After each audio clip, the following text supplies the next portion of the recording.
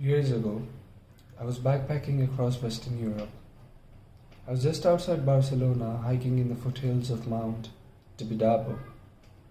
I was at the end of this path, and I came to a clearing, and there was this lake, very secluded,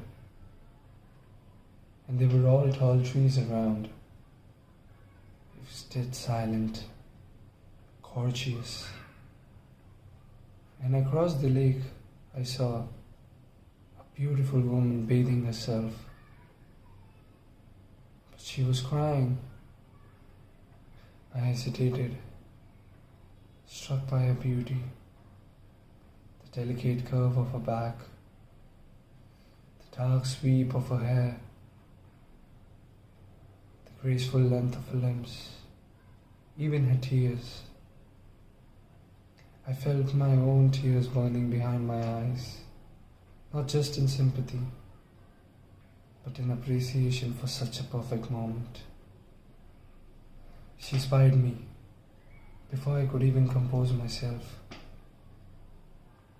she didn't cry out.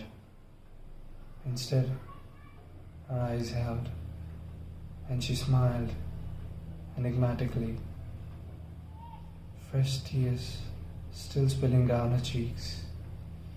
I was frozen. I knew nothing about this woman, and yet, as if we stood against each other on the opposite sides of shore around a pool of water, thousands of miles away from home and everyone I had ever known, I felt the most intense connection,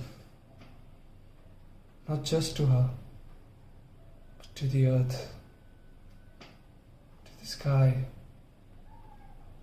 to the water between us, as if she defined 1,000 years of human condition.